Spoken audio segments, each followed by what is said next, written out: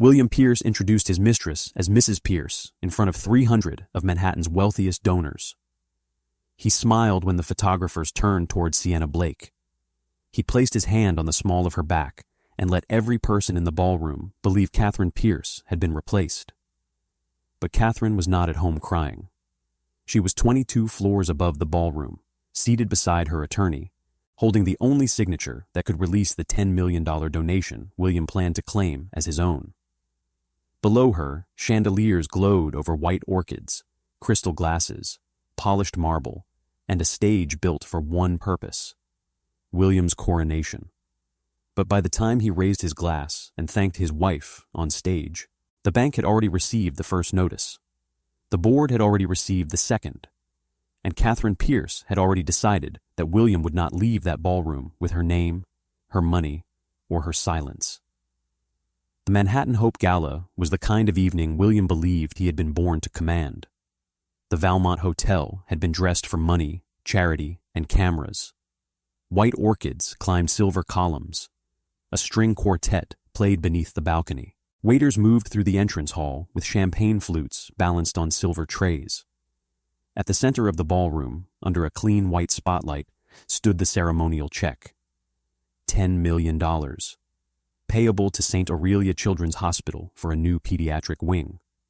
The check carried the Navy seal of the Pierce Family Foundation.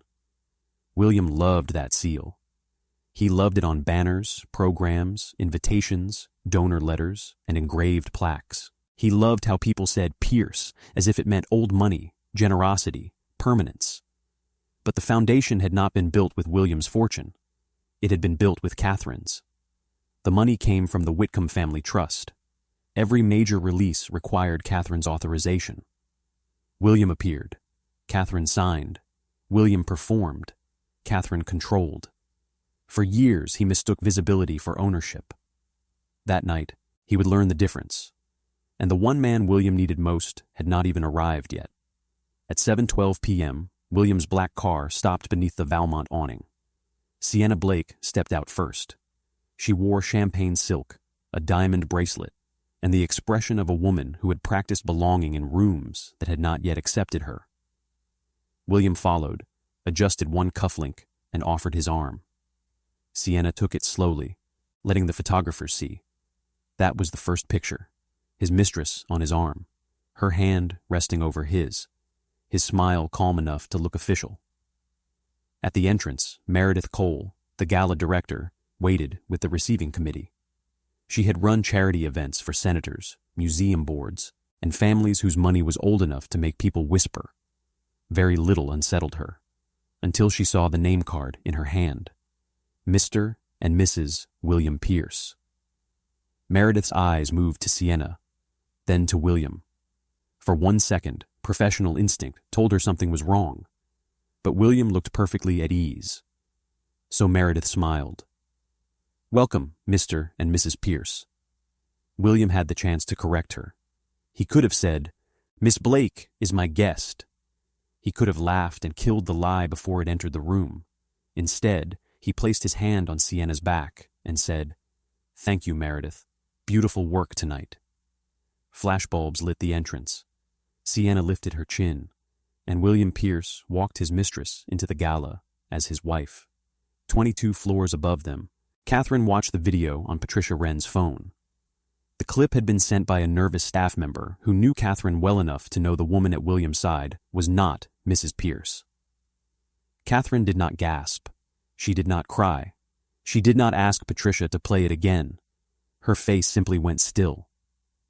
Patricia sat across from her at a mahogany table covered in contracts, printed emails, donor agreements, board drafts, and 3 folders arranged with surgical precision. Blue, black, white. The blue folder contained money. The black folder contained control. The white folder contained humiliation. Catherine looked at the screen one last time, at William's hand on Sienna's back. Then she placed the phone down. "Now we know he'll do it publicly," she said. Patricia watched her. "We can stop him before the speech." "No. Catherine.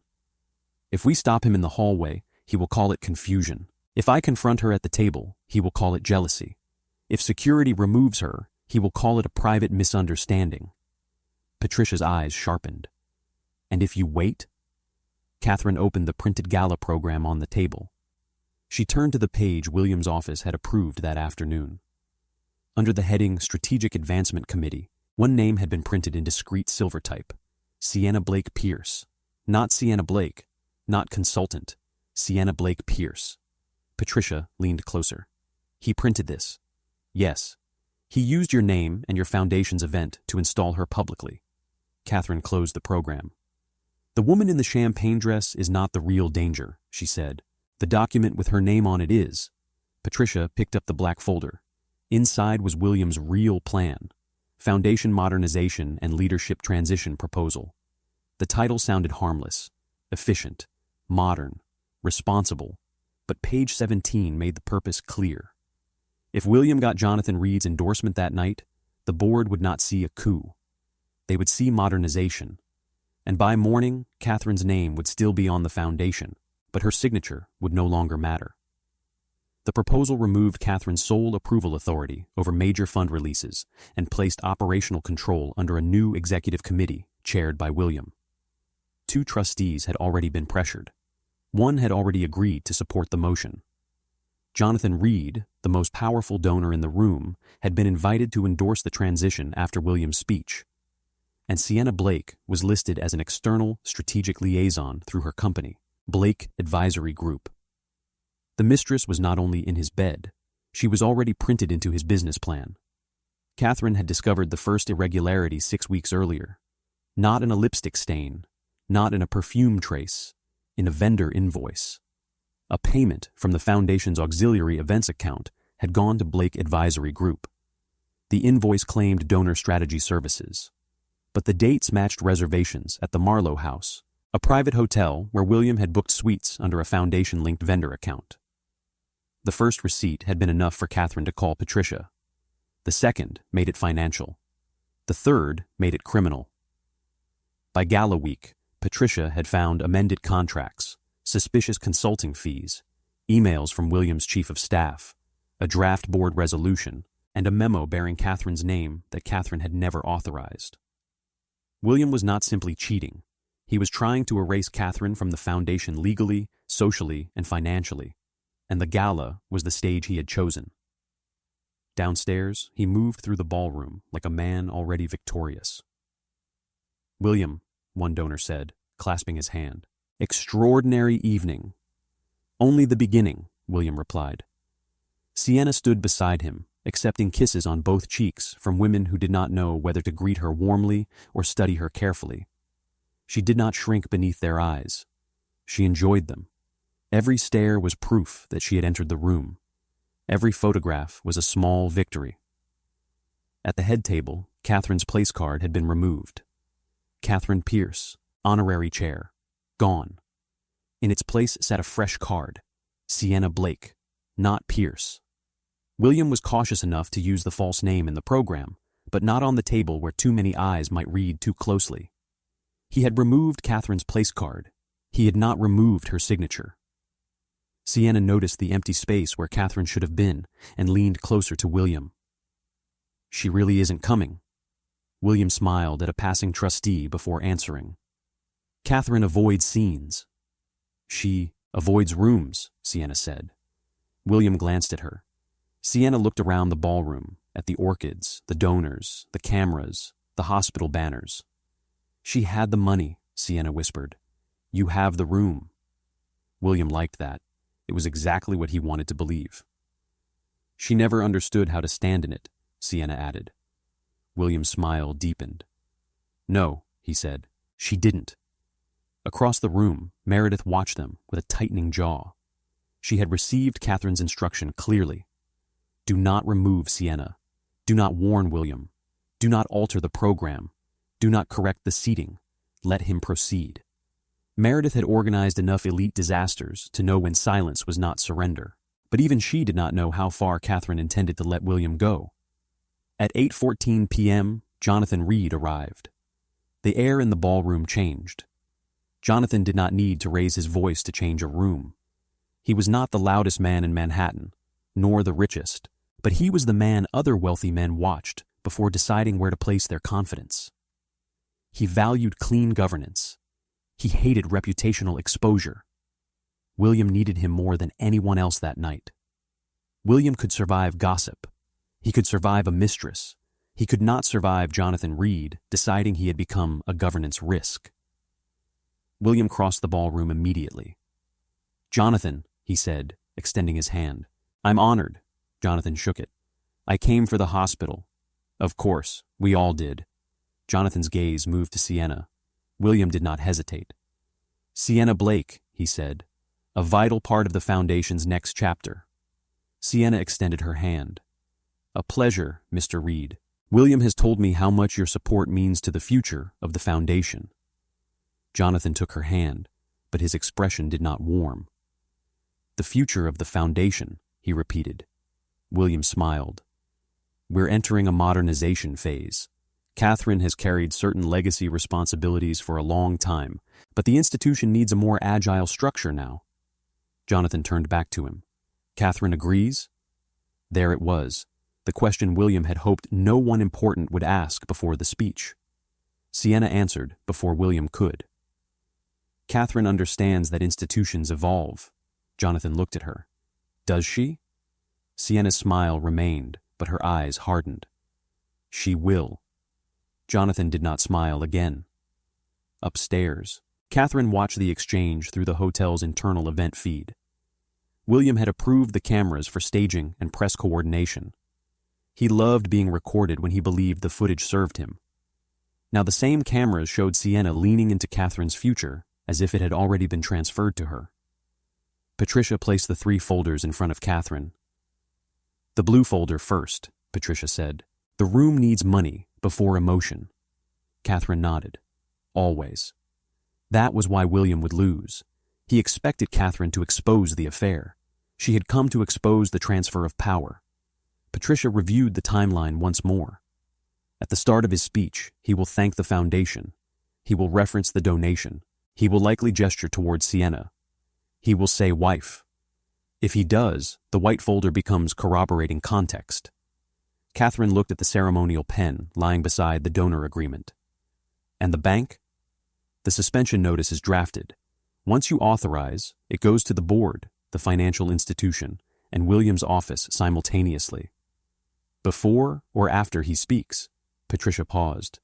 "Before." Catherine looked toward the screen. Downstairs, William was laughing with 2 trustees he had already pressured privately. "Send it when Meredith introduces him." Patricia studied her. "That means he will be suspended before he begins defending himself." "Yes." A faint, dangerous approval crossed Patricia's face. "Good." At 8:37 p.m., Meredith came upstairs. She entered the suite, pale but composed. "Catherine," she said, "I need to apologize." "No need." "There is every need." William's office sent revised protocol this afternoon. They said the family requested discretion. They instructed us to reflect Sienna as Mrs. Pierce in public-facing materials where appropriate. Patricia lifted her head. "Forward that email to me." "I already have." Meredith handed over a printed copy. Catherine read the highlighted line. "Please update principal guest designation. Mrs. Pierce should be reflected as Sienna Blake Pierce for public-facing materials where appropriate. Discretion required." Catherine folded the page once, not because she needed to, because touching paper made betrayal feel less abstract. Meredith looked at her. "Do you want me to remove her before dinner?" "No." "Catherine, she is seated at the head table." "I know." "Your place card was removed." For the first time that evening, something crossed Catherine's face. Pain. Quiet. Brief. Controlled. Someone had taken her name off the table she had funded. William had not only brought another woman, he had made staff participate in the erasure. Catherine let the hurt pass through her without letting it decide. "Leave the table as it is," she said.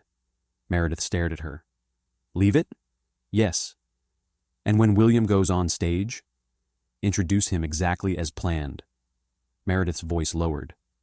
"What are you going to do?" Catherine looked at the monitor. William stood beneath the chandelier, one hand in his pocket, Sienna beside him, like a promise he had made to himself. I am going to let him finish becoming evidence. Dinner began under golden light. The first course arrived. The hospital video played. Children from St. Aurelia appeared on the screens. A boy ringing a brass bell after his final treatment. A little girl painting a paper star from a hospital bed. A nurse holding a newborn whose tiny hand curled around one finger. For a moment, the room softened. Even Catherine, upstairs, looked away from William and watched the children. This was why she had not canceled the event. This was why she had insisted the money go directly to the hospital, not through William, not through a committee, not through an operating account he had already tried to compromise. Her mother, Eleanor Whitcomb, had taught her that wealth could become noise or structure. Noise was applause. Structure was a hospital wing. Eleanor had also taught her one sentence Catherine had ignored for too many years. Never give a man access to what he has not earned. William had been given the podium. He had mistaken it for the vault. At 9:03 p.m., William stood near the stage steps, adjusting his cufflinks. Sienna leaned close to him. After tonight, people need to understand where I stand. They will, William said. With you. His patience thinned. Sienna, this evening is bigger than a personal announcement. For you, she said. I have waited 2 years. William looked at the room before answering. And impatience can ruin what I built. Her eyes flashed. What you built. He turned. The warning in his face was subtle, but unmistakable. Sienna corrected herself. What we built. William relaxed. He had never wanted a partner. He wanted loyalty shaped like admiration. Sienna had not yet understood that the woman he was willing to humiliate in public had once been the woman he claimed to love. One day, if necessary, he would humiliate her, too. Meredith walked onto the stage. The ballroom quieted. Upstairs, Patricia looked at Catherine.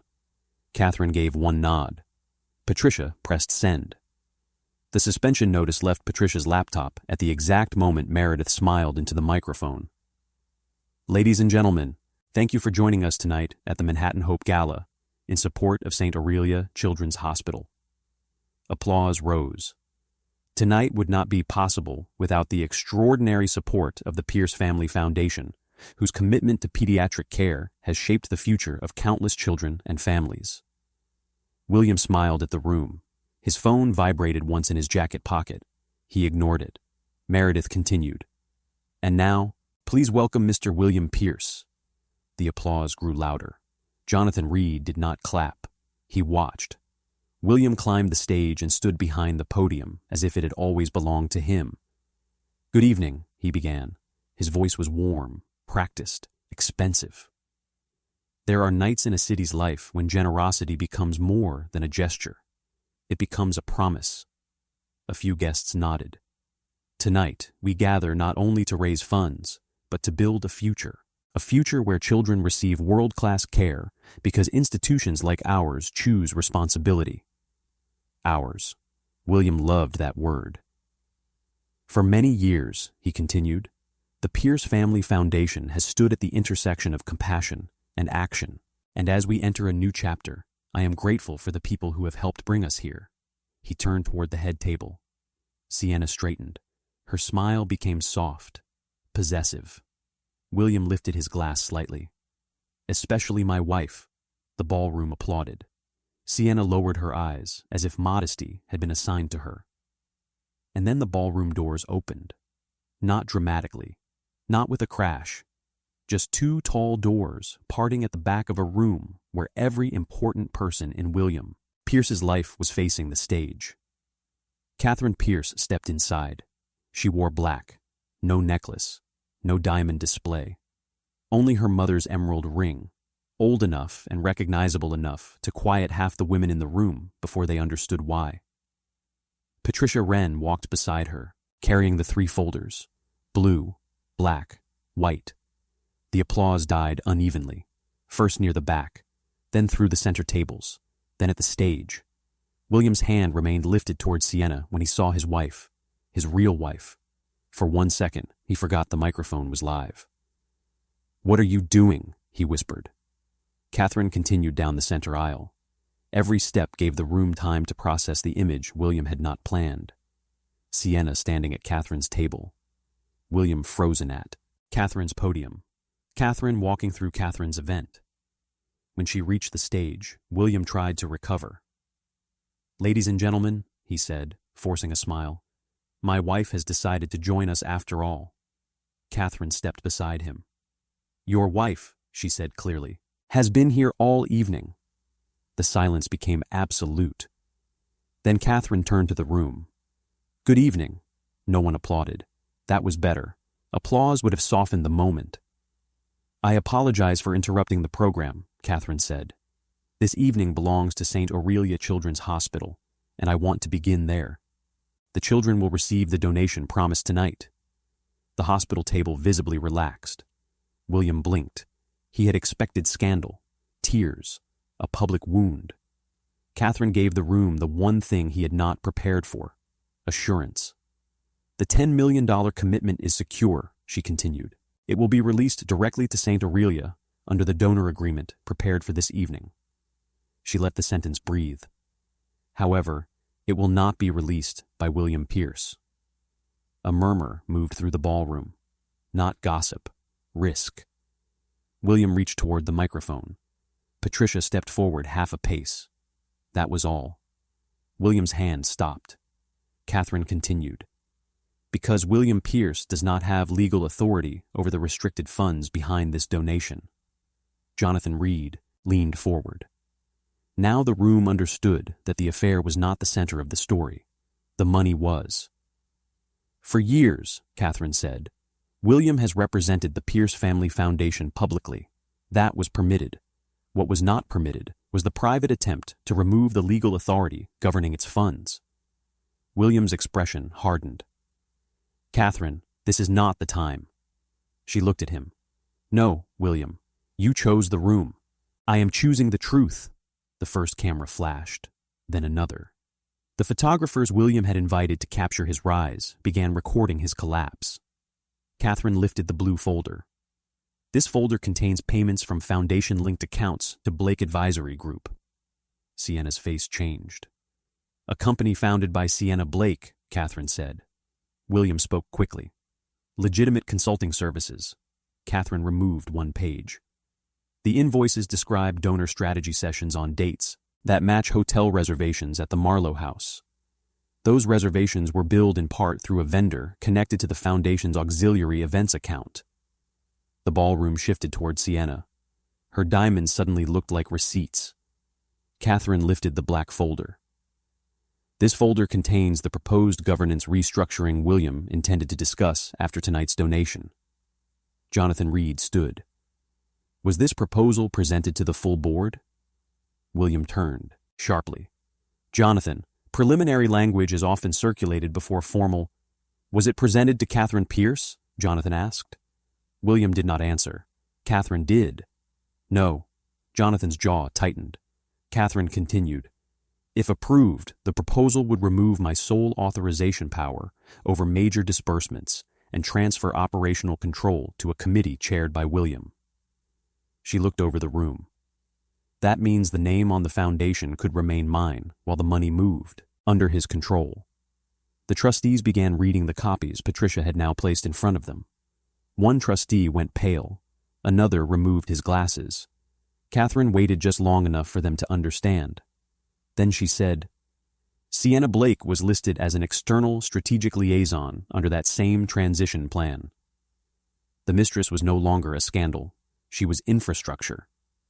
William stepped toward the microphone again. "My wife is emotional tonight," he said, voice softening into public sorrow. "Our marriage has faced private difficulty, and I regret that deeply, but I will not allow personal pain to derail a mission dedicated to children." There it was, the old weapon. If a woman brings proof, call it pain. If she brings documents, call it emotion. If she refuses humiliation, call it instability. A few guests shifted. William saw the opening and pushed. Catherine has always preferred to remain behind the scenes. Public pressure has never been easy for her. I have carried that burden for years because I love her and because I believe in this foundation. Catherine let him finish. That was part of the strategy. William mistook uninterrupted speech for control. When he stopped, Catherine turned to Patricia. The white folder. Patricia opened it. William's eyes moved to the folder, and his confidence cracked. The white folder was not the first attack. It was the trapdoor beneath his defense. Patricia handed sealed envelopes to the trustees, to Jonathan Reed, and to Meredith Cole. Before tonight, Catherine said, I anticipated that William might describe me as emotional, unstable, or vindictive if challenged. So counsel prepared independent copies of the relevant documentation. Meredith opened her envelope. Catherine looked at her. Meredith, would you read the highlighted line? Meredith hesitated. Then professionalism overcame shock.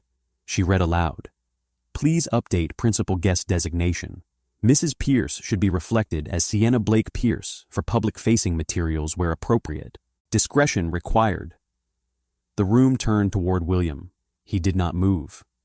Sienna whispered, William. He ignored her. Catherine looked at the program in her hand. This instruction came from William's office this afternoon. It was not confusion. It was not a seating mistake. It was not a personal misunderstanding. She turned a page. It was preparation. Jonathan Reed's voice cut through the room. Did your office send that instruction? William looked at him. Jonathan, this is being distorted. Did your office send it? William said nothing. That silence did more damage than an admission. Jonathan closed the folder in front of him.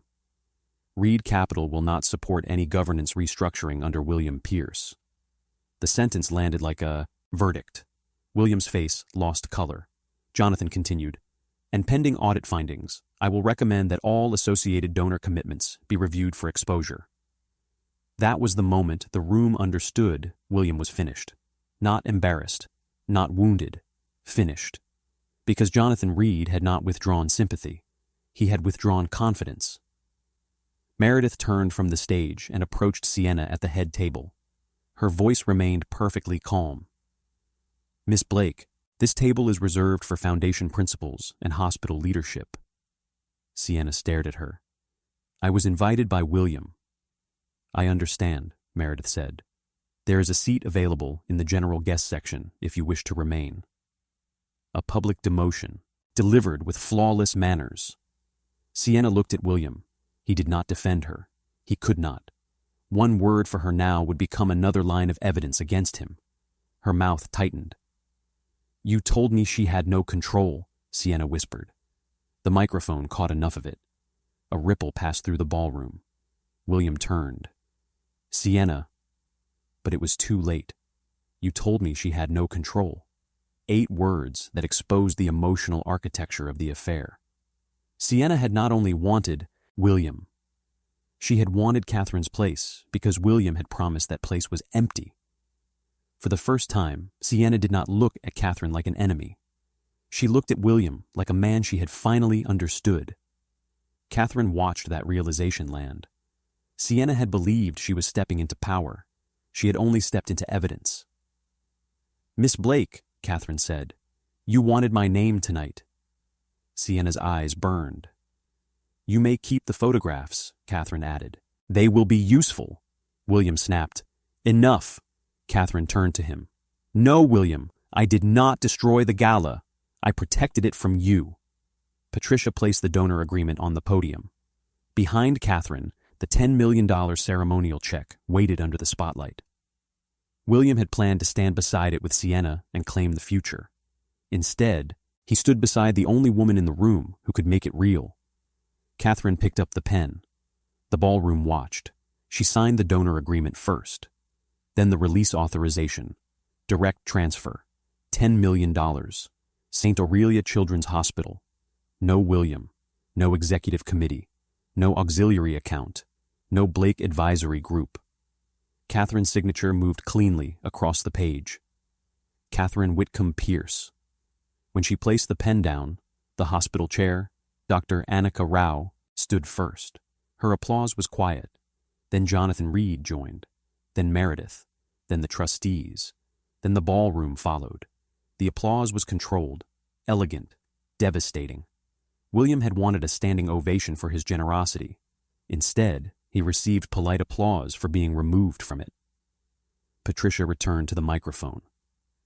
"Effective immediately," she said, "an independent audit of the Pierce Family Foundation will begin under its protected asset provisions. Mr. William Pierce's operational access to foundation accounts has been suspended pending board review." William turned toward her. "You cannot do that." Patricia looked at him. "It was done before you began your speech." A colder silence fell. William reached into his jacket. His phone had been vibrating for several minutes. He unlocked it. The room watched his face change as he read the notifications. Suspension notice delivered. Board review initiated. Financial institution access restricted. Counsel copied. His chief of staff had sent 6 messages. 2 trustees had sent 3. His banker had sent 1. William looked up slowly. That was the photograph. Not the mistress. Not the entrance. Not even Catherine signing the check. The photograph that ended William Pierce was the one where he stood beneath his own gala lights, phone in hand, realizing he had lost before he defended himself. Sienna stepped away from the head table. This time, no one stopped her. The photographers followed. She walked past the white orchids, past the donors who had kissed her cheeks 20 minutes earlier, past Meredith's staff holding perfectly neutral expressions. At the door, Sienna turned back once. William did not look at her. That was when she understood. She had not been chosen. She had been used. And when the room became dangerous, William abandoned her faster than he had displayed her. The cameras caught her leaving alone. William remained on stage because there was nowhere graceful to go. Catherine turned to the ballroom one final time. "Saint Aurelia will receive every dollar promised tonight," she said. "The foundation will continue its work with transparency, independent oversight, and respect for the donors, physicians, families, and children who deserved better than to become scenery in a private ambition." She let the words settle, then looked at William. "And better than to become leverage in a lie." Meredith stepped back to the microphone with the composure of a woman who had just watched an institution survive its own chairman. "Ladies and gentlemen," she said, "dinner service will resume shortly." It was absurd. It was perfect. Because in rooms like that, civilization meant continuing to serve sea base after a public execution. Catherine stepped off the stage. Patricia followed. William caught up to them in the corridor outside the ballroom, where the gold light faded into a colder private hallway. "Catherine," she did not stop. "Catherine." Patricia turned first. Catherine raised one hand, and Patricia stayed close but silent. William's face was flushed now, not with remorse, with rage. "You had no right to do that publicly," Catherine faced him. "You brought her publicly. You embarrassed me." That was what he mourned. Not the hospital, not the foundation, not the forged authorization. Embarrassment. "You introduced another woman as your wife," Catherine said, "and you are still most offended that people saw the truth." His voice lowered. "You think these people respect you? They respect money, that's all." "For once," Catherine said, "you understand the room." His eyes sharpened. "You are nothing without the Pierce name." Catherine looked at him for a long moment. Then she said, "William, the Pierce name was nothing in that ballroom until I paid for the lights." He stepped closer. Patricia moved immediately. "Mr. Pierce," she said, "any threat made in the presence of counsel will be documented." William stopped. Catherine did not raise her voice. "I want your access cards surrendered by noon tomorrow. I want your office cleared under supervision. Your attorney can contact Patricia regarding the divorce. And you will not use my name, my signature, or my foundation again." His jaw worked. "She meant nothing," he said. Catherine paused. For the first time that night, something like sadness entered her eyes. "Then that may be the cruelest thing you have said tonight," she replied. "And you said it about her." The elevator doors opened. Catherine stepped inside with Patricia. William stood in the hallway, surrounded by marble, silence, and the distant sound of his own guests pretending not to talk about him. The doors closed. By morning, Manhattan had the story, not the one William wanted. The cleanest headline did the most damage. Pierce Foundation donation secured as governance audit begins after gala dispute. No screaming, no tabloid adjectives, just governance audit. Those two words followed William everywhere. By noon, his suspension was official. Within 48 hours, Blake Advisory Group had taken down its website. Sienna stopped answering reporters. William issued a statement calling the night a painful private misunderstanding. Patricia responded with one sentence. Mrs. Pierce looks forward to a complete independent review of all records. That was enough. No emotion, no defense, just review. The audit found inflated consulting retainers, vendor links to Sienna's circle, and a draft memo describing Catherine as reputationally valuable but operationally obstructive. William lost his foundation office first, then donor confidence, then the invitations that used to arrive without question. Sienna disappeared from the rooms William had promised her, not because Manhattan could not forgive affairs, but because she had walked into the Valmont Hotel wearing a name that was not hers. The elite could forgive vanity. They could forgive cruelty. They did not forgive being made to look foolish. 6 months later, Catherine visited St. Aurelia Children's Hospital without photographers. No gala committee, no champagne, no stage. Dr. Anika Rao walked beside her through the unfinished pediatric wing, where new walls smelled of paint and sunlight crossed the floor of what would become a family waiting room. At the end of the corridor, a temporary sign had been taped beside a doorway. Whitcomb Pediatric Family Suite. Catherine stopped. I didn't approve that name. No, Dr. Rao said gently. The board did. Catherine looked at the sign. There was no applause there, no camera, no William, only the quiet proof that something real had survived the noise. Her mother had once told her that money should become structure, not spectacle, not ego, not a man's borrowed crown. A room where a parent could sleep beside a sick child. A wing that would outlast a marriage. A name restored to something useful. William had thought the gala was his coronation. It became his audit. He thought, Sienna proved Catherine could be replaced. She became proof that he had lied.